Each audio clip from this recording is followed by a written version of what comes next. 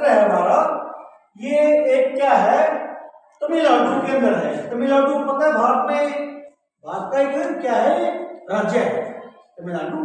तो तमिलनाडु जो हमारा इसके अंदर दिया हुआ है,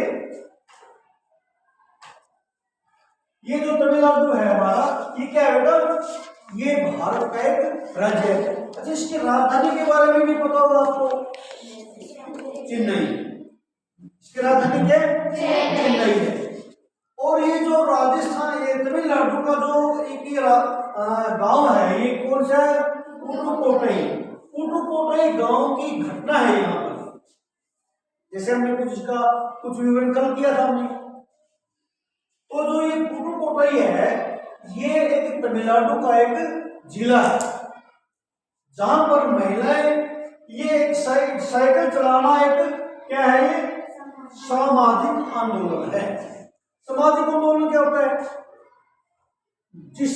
जिस आंदोलन से पूरे समाज में भाग ले, या समाज के लोग, बहुत से लोग जिस आंदोलन में भाग ले, वो सामाजिक आंदोलन बन जाता है। अब मान लीजिए जैसे हम यहाँ पर किसी प्रकार का कोई गांव में जुलूस निकाल रहे हैं, या अभी पीछे 15 अगस्त निकालते थे, तो क्या होता है, तो उसमें जो हमारा जो मुख्य होता है, वे गांव के लोग उसको देखें, लोग जुड़े, ठीक है ना।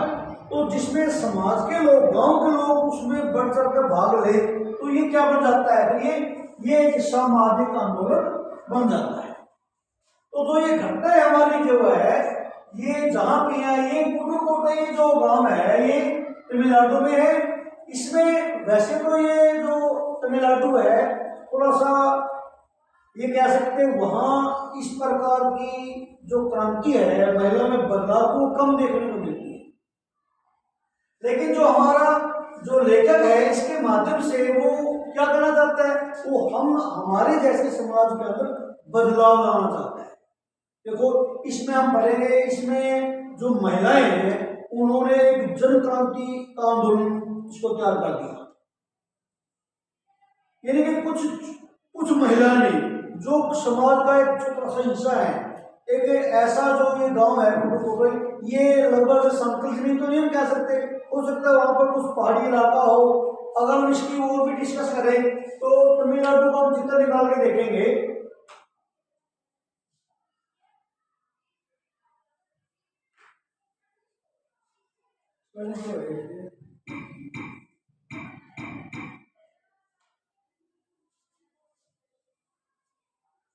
अगर हम इसकी देखो पृष्ठभूमि इसकी निकाल के देखें तमिलनाडु की, तो ये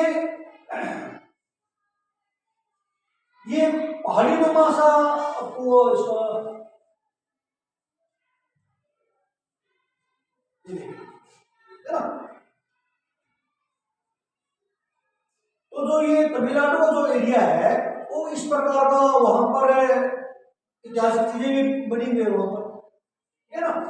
तो ऐसा एरिया, उसके तो और भी आएगा। देखो, अगर हम इसकी और पृष्ठभूमि की बात करें, लैंड की बात करें, तो उसमें तमिलनाडु के अंदर ऐसे बहुत से देखो चित्र बने हुए हैं। यानी कि तमिलनाडु का जो एरिया है, इसमें हमारी बहुत सी पुरानी धरोहरें हैं इसके अंदर विरासत में। यानी कि जो इसका जो इसकी पृष्ठभूमि है, या इसका जो स्थानीय स्थान है, इसकी भूमि है, वो इस प्रकार की है। वहां पर आप देखोगे मिलके दिखाया गया इसके अंदर, ये क्या दिखाई देता है आपको, ये भोजन, यानी कि इसके भोजन की इस प्रकार के व्यंजन मिलते हैं। और यहाँ पर देखो, ये मंदिर है, प्राचीन मंदिर है। तो अगर आप और भी देखें तो इसके बारे में, तो ऐसे हमें बहुत सी चीजें मिलेंगी जो तमिलनाडु को एक, अगर हम उसकी बात करें, तो देख लो ये टेम्पल दिखा के पुराना, है ना। तो यानी कि इस पाठ के माध्यम से तो हमारा जो पाठ है, जहां भी हो तो हम पढ़ेंगे, साथ में इस तमिलनाडु के बारे में जानकारी प्राप्त भी कर सकते हैं। इसी पाठ के अंदर आएगी, यानी कि इसकी कैसी पृष्ठभूमि है, यहाँ के लोग क्या करते हैं, किस प्रकार का जीवन यापन करते हैं, उनके आने जाने के साधन क्या है, इस पाठ के अंदर सारा का सारा वो चैप्टर पढ़ेंगे। पता लगे बेटा, इसके अंदर देखो कितना सुंदर मंदिर है, ऐसी ऐसी धरोहरें वहां पर तमिलनाडु में देखने को मिलती है। और जो अगर हम तमिलनाडु के नक्शा की बात करें,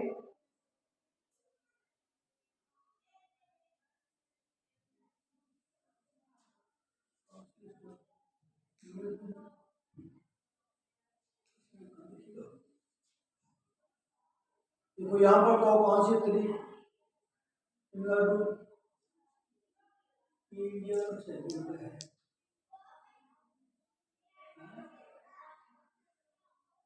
त्रिपुरा क्या राजधानी उसकी तमिलनाडु में कौन सी है?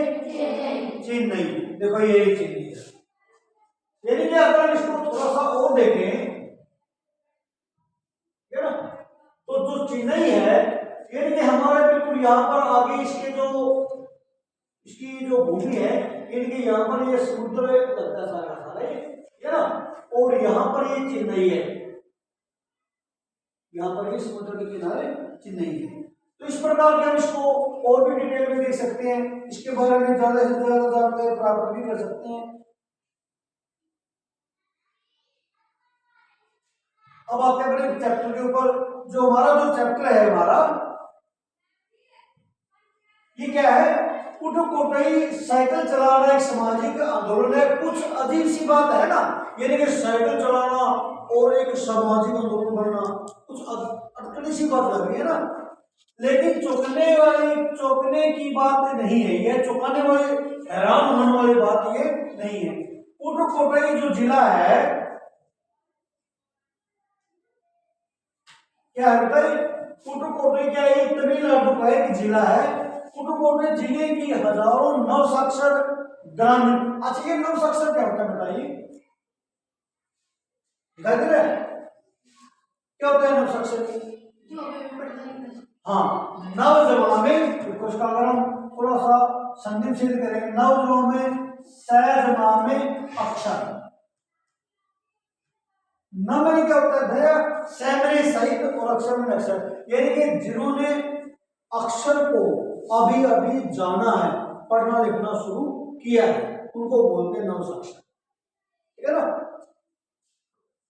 तो ये जो नवसाक्षर ग्रामीण महिलाओं के लिए अब यह आम बात है हो गई है, यानी कि पुडुकोट्टई जिले की हजारों नवसाक्षर महिलाओं के लिए यह अब आम बात हो गई है।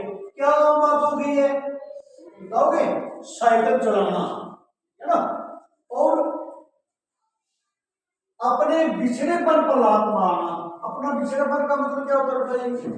अपने बिछड़ेपन का मतलब होता है भी हमने हमारे अंदर जो बिछड़ापन था, बिछड़ापन का मतलब समझते क्या होता है? बिछड़ापन का मतलब होता है जहां पर आज भी सुविधाओं का या सरकारी सुविधाओं का अभाव है, या आज भी वहां पर रहने खाने पीने की सुख सुविधाओं का अभाव है, उस इलाका को हम पिछड़ापन कहते हैं। अब जैसे कुछ इलाका बिहार का है तो वहां पर आज भी मतलब इतनी सुख सुविधाएं नहीं है लोगों के पास में। हमारे तो यहाँ बिजली है, सब कुछ चलते हैं। कई कई तमिलनाडु में कई ऐसे जिले हैं या जहाँ आदिवासी जो लोग रहते हैं वहाँ आज भी जो सामान्य सुविधाएं उनका अभाव है, यानी कि एक मुख्य धारा से थोड़ा सा पीछे है, उसको बोलते हैं पिछड़ापन। ठीक है ना? यानी पिछड़ेपन पर लात मारते, अपना विरोध व्यक्त करने और उन जंजीरों को तोड़ने का जिनमें वो जकड़े हुए हैं। अब देखो ये उन अपना विरोध व्यक्त करते हुए या उन जंजीरों को तोड़ना, मतलब ये क्या इशारा करता है? यानी कि आज भी तमिलनाडु की महिलाएं जो हैं, जो उनके अंदर जो जंजीरें थी, जो उनके परंपरागत विचारों की जंजीरें थी, यानी कि पुराने विचार थे। यानी कि देखो अपने हरियाणा में भी कुछ परिवार ऐसे हैं जहां लड़कियों को आज भी पढ़ा नहीं जाता या आज भी उनको बाहर नहीं भेजा जाता। ये हमारा पिछड़ापन है।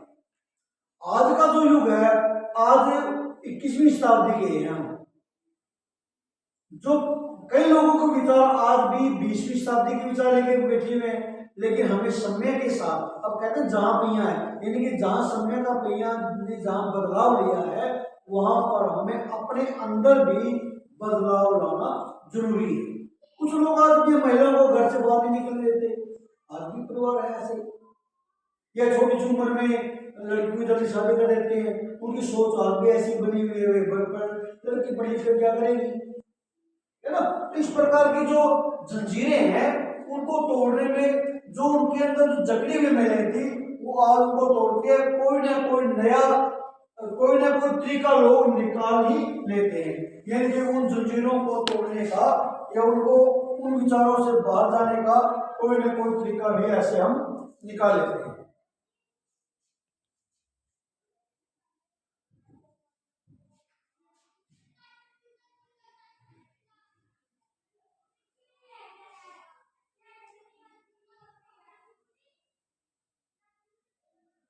सुना है, ध्यान रखो, ठीक है ना। तो हमारा एक और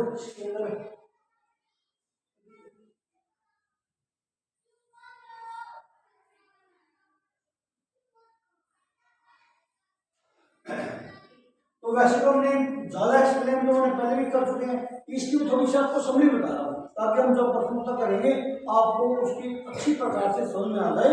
और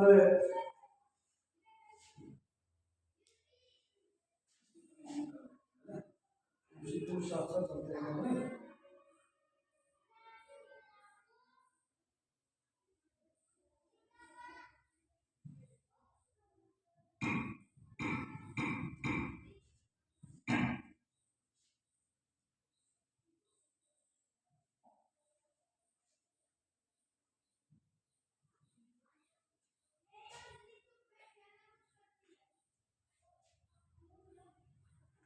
ऐसे भी तो कल तो समझ आ गया होगा आपको, आ गया ना।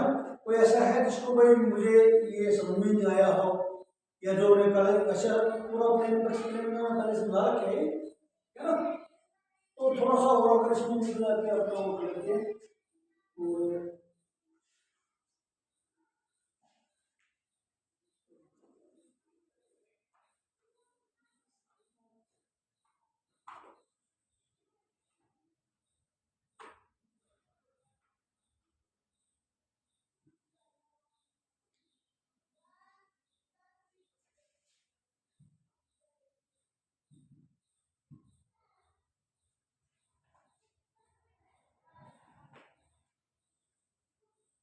तो इसमें समझ हो जाती है इसकी।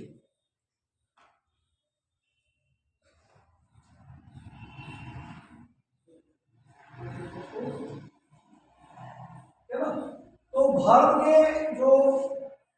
के सर्वाधिक गरीब जिलों में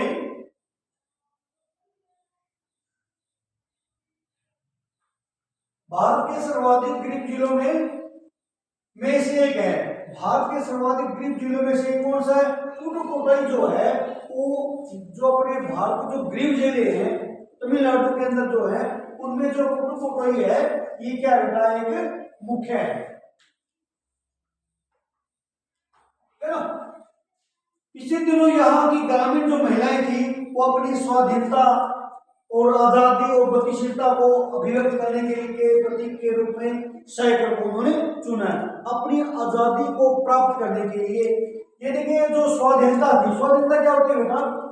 अपने अधीन रहना, अपनी इच्छा के अनुसार जहां जाना चाहे वो जाना वहां पर, या अपनी इच्छा के अनुसार काम करना, आजादी है। गतिशीलता को अभिव्यक्त, गतिशीलता होता है कार्य की कड़ी क्षमता होती है उसको बोलते हैं। और इसको चुना बेटा इन्होंने साइकिल को चुना है ना, इसको चुना है साइकिल को चुना है। उनमें से विकास नव साक्षर महिला की जो है कि अगर हम 10 वर्ष से कम लड़कियों को अलग कर दे तो इसका अर्थ यह होगा कि एक चौथाई हिस्सा में साइकिल चलाना सीख लिया। यानी कि अगर मान लीजिए उसकी जो महिलाएं थी वो 100 है, ठीक है ना, महिला की बात कर रहा हूं, और अगर इसमें से 10 वर्ष की लड़कियों को निकाल दिया जाए, मान लीजिए 10 वर्ष की लड़की यहाँ पर 20% है तो 20% में निकाल दे 80% बचेगी ना। यानी कि उन 80% महिलाओं ने साइकिल चलाना वहां पर सीखा है। जो बुजुर्गों को छोड़ करके, जो चलाने योग्य नहीं उनको छोड़ करके, जो नव साक्षर थी महिलाएं, यानी कि उन्होंने लगभग सभी लड़कियों ने, या जो वहां की महिलाएं थी और लड़कियां थी, उन्होंने अपने जीवन यापन के लिए साइकिल को चलाना सीखा है। क्यों चुना इन्होंने? अपनी स्वाधीनता के लिए, अपनी आजादी के लिए, अपनी स्वतंत्रता के लिए, ठीक है ना। और इन महिलाओं में से 70,000 से भी अधिक महिलाओं ने प्रदर्शन एवं प्रतियोगिता, प्रदर्शन जमा में प्रदर्शन और प्रदर्शन और प्रतियोगिता जैसी सार्वजनिक कार्यक्रमों में बड़े गर्व के साथ एक उसमें हिस्सा लिया है। यानी कि देखो 70,000 महिलाओं से भी अधिक महिलाएं जो है, पुडुकोट्टई जो तमिलनाडु का जिला है, उसमें जो नवसाक्षर महिलाएं हैं उन्होंने प्रदर्शन और प्रतियोगिता जो होती है जिनकी साइकिल इत्यादि की, उसमें उन्होंने एक बड़ा समाज का हिस्सा लिया। उसके अंदर दौड़ में लगा लो या चलाने में लगा लो, या फिर जो महिलाओं ने अभी तक साइकिल चलाना नहीं सीखा उनको सिखाने की जो प्रतियोगिता थी, उनमें लगभग 70,000 महिलाओं ने इसमें भाग लिया है ना। और प्रदर्शन किया, अभी भी उनमें साइकिल चलाने की इच्छा जारी है। वहां इनके लिए कई प्रशिक्षण शिविर लगाए। ये प्रशिक्षण शिविर क्या होता है बेटा? क्या होता है ये प्रशिक्षण शिविर? क्या होता है? प्रशिक्षण शिविर होता है, और इसके जो उपसर्ग है पर जब हमें शिक्षण, प्रशिक्षण का मतलब है जहां पर लोगों को या किसी भी विभाग के सदस्यों को एक नई चीज का ज्ञान दिया जाता है, उसको बोलते हैं प्रशिक्षण। और जो सभी मिलकर करते हैं, एक साथ करते हैं, तो शिविर बोलते हैं। यानी कि यहाँ पर महिलाओं को, जो पुडुकोट्टई की महिलाएं थी, उनको साइकिल चलाने का प्रशिक्षण दिया जाता था। जिन्होंने सीखा हुआ है वो, और जिन्होंने सीखा हुआ नहीं है वो आपस में उनको साइकिल चलाना सिखाएंगे, ठीक है ना। ग्रामीण पुडुकोट्टई के मुख्य इलाकों में अत्यंत रूढ़िवादी पृष्ठभूमि से आई हुई कुछ युवा मुस्लिम लड़कियां सड़कों से अपने साइकिल पर जाती हुई दिखाई देती है। यानी कि रूढ़िवादी पृष्ठभूमि क्या होते हैं? जहां पर अक्सर महिलाओं को के प्रति पुराने विचार रखे जाए, रूढ़िवादी विचार रखे जाए, मेरे को घर से निकलना नहीं है, ये तो अपने चूल्हे चौके तक काम यहीं तक कायम रहेगी, ऐसी रूढ़िवादिता। यानी कि बाहर निकलेगी तो समाज के अंदर इनके प्रति लोगों का समाज पता नहीं क्या कहेगा, इस प्रकार रूढ़िवादिता जो विचार होते हैं उसकी पृष्ठभूमि से आई हुई कौन थी? वो मुस्लिम लड़कियां थी। और अपने से उनका नाम था बेटा, एक का क्या नाम था? जमीला बीबी नामक एक युवती ने, जिसने साइकिल चलाना भी शुरू किया था, उसने कहा था, क्या कहा था? यह मेरा अधिकार है। क्या अधिकार है? साइकिल चलाना। साइकिल चलाना अधिकार है, यानी कि ये उसकी मौलिक अधिकार में आता है इसका। जैसे हम सब कोई भी किसी भी काम को हम नहीं कर सकते हैं, या जो जरूरी होता है हिस्सा, स्वतंत्रता का हिस्सा में आता है ना। आजादी हो, स्वतंत्र। अब जैसे हम कहीं गांव में, शहर में, या अगर हम कोई चीज को शुरू करना चाहे तो शुरू कर सकते हैं, बंद करना चाहे बंद कर सकते हैं, खोलना चाहे खोल सकते हैं, जाना चाहे जा सकते हैं। तो ये इसका क्या है? मेरा अधिकार है, हम कहीं भी जा सकते हैं। अब हमें बस का इंतजार करना नहीं पड़ेगा। अब ये विचार कब कर रही है? जब इसने साइकिल को सीख लिया है ना। ये कौन बताइए? जमीला बीबी है नाम की जो मुस्लिम लड़की है, जिन्हें साइकिल चलाना सीख लिया है। अब ये मेरा अधिकार है, अब मुझे ज्यादा लंबी इंतजार करना नहीं पड़ेगा। जब मैंने साइकिल चलाना शुरू किया तो कई लोग फातियां, ये फातियां क्या होता है? फातियां होती है यानी कि उसके व्यंग मारना उसके ऊपर, देखो ना फलाने की जोड़ी ये साइकिल चलाती, इस प्रकार का व्यंग मारना, कटाक्ष इसको बोलते। और अपनी हैरानी में डालते हैं बोली मारना, है ना, कहते क्यों बोली मारा भाई, है ना।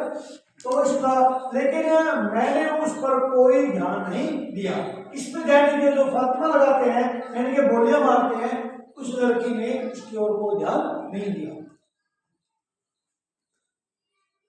फातिमा एक माध्यमिक स्कूल में पढ़ाती है। वो पढ़ाती है जो ये लड़की है, देखो यहाँ पर जमीला बीबी नामक युवती आई है, और दूसरी मुस्लिम लड़की का क्या नाम है? फातिमा है। है ना। क्या ये फातिमा क्या करती है? ये फातिमा एक माध्यमिक स्कूल में पढ़ाती है, बेटा कोई टीचर है माध्यमिक स्कूल में। अच्छा, माध्यमिक स्कूल आपको पहले ही बता था, स्कूल जो होते हैं हमारे 3 कैटेगरी के होते हैं। कौन कौन से होते हैं बेटा बताओगे? जैसे 1 से 5, 6 से 8 और 9 से 12। पहले भी हमने इसके ऊपर डिस्कस किया है ना माध्यमिक में। तो जो 1 से 5 तक का जो स्कूल होता है उनको उसको क्या बोलते हैं? प्राथमिक। क्या बोलते हैं इसको? प्राथमिक पाठशाला बोलते हैं इसको, है ना, प्राथमिक पाठशाला।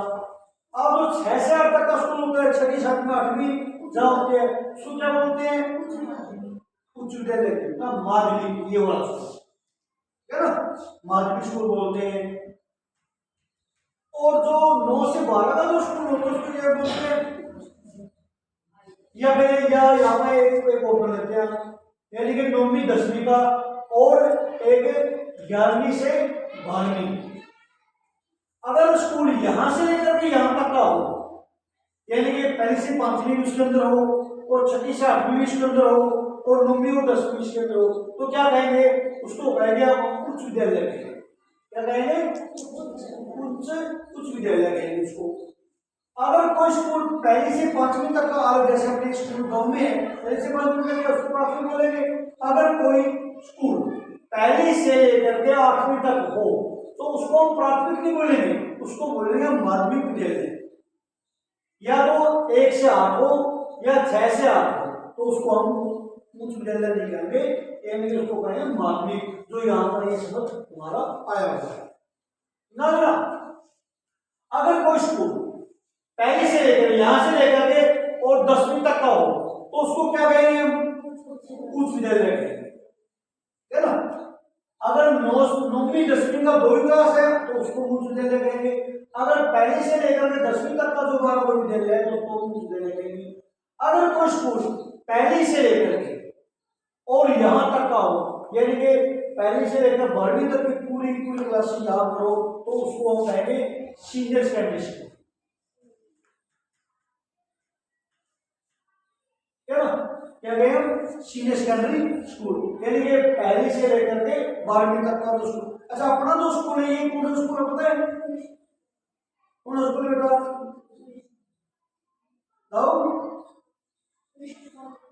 वरिष्ठ माध्यमिक, कहाँ सीनियर सेकेंडरी या वरिष्ठ माध्यमिक, है ना। वैसे तो इसमें 6 से लेकर के और 12 तक की लगती है ना स्कूल, फिर इसका नाम क्या है? सीनियर सेकेंडरी है या वरिष्ठ माध्यमिक विद्यालय है। क्यों?